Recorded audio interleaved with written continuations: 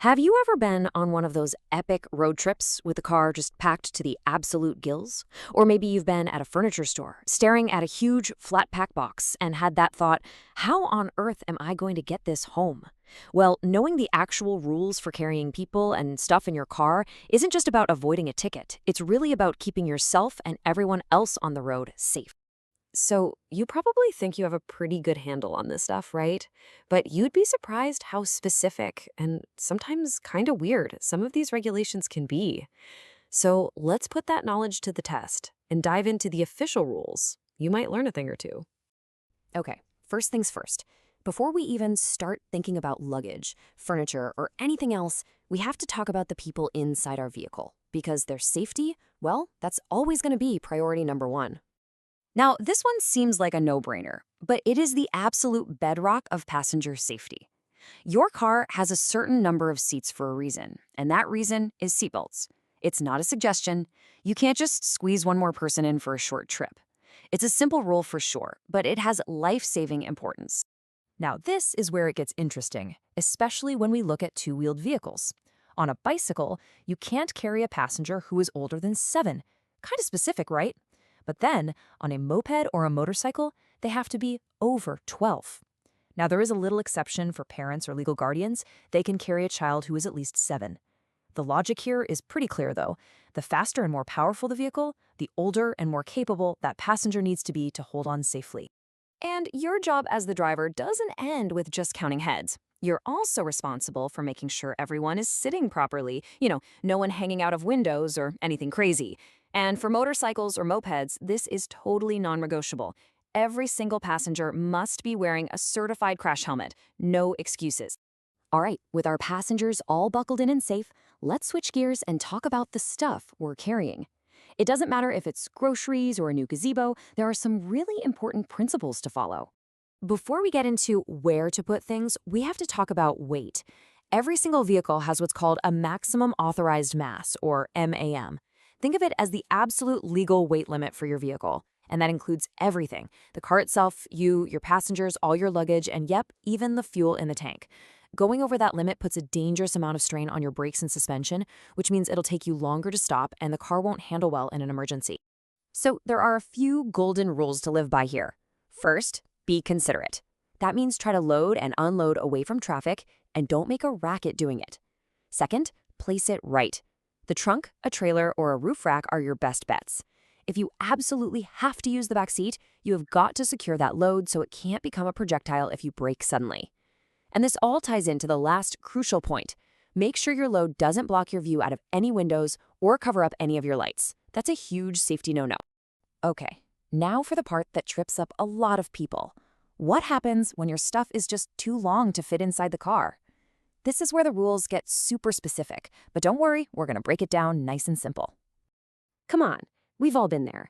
You just bought a new ladder, some wood, or that perfect bookshelf. You get it to the car, and it doesn't quite fit. So the question is, how much can you let it hang out the back before you're actually breaking the law? Okay, for a normal passenger car, the rules are really strict. Just look at the slide. 0 overhang is allowed from the front or the sides, period. Now for the back, it depends. If your load is divisible, think of a bunch of pipes that could be separated, it can only stick out by 10% of your car's total length.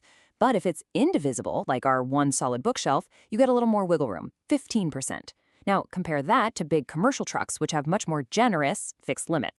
But knowing the legal length is only half the battle. Now you have to clearly tell every other driver on the road about the potential hazard you've created.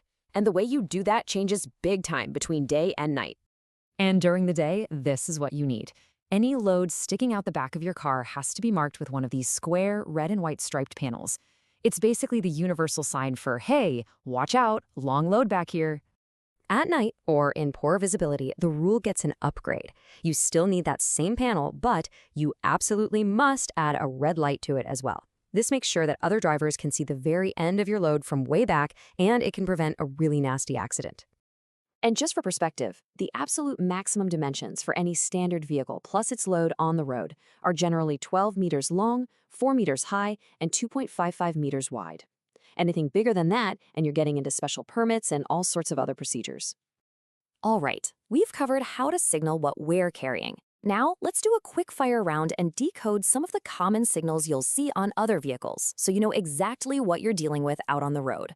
The classic L plate. If you see this, it just means you're behind a new driver. It's a simple heads up to give them a little extra space and maybe a bit more patience. Hey, we were all there once, right? This bright orange and red triangle is a big one. It marks a slow-moving vehicle, like a farm tractor. By law, it can't go any faster than 40 kilometers per hour.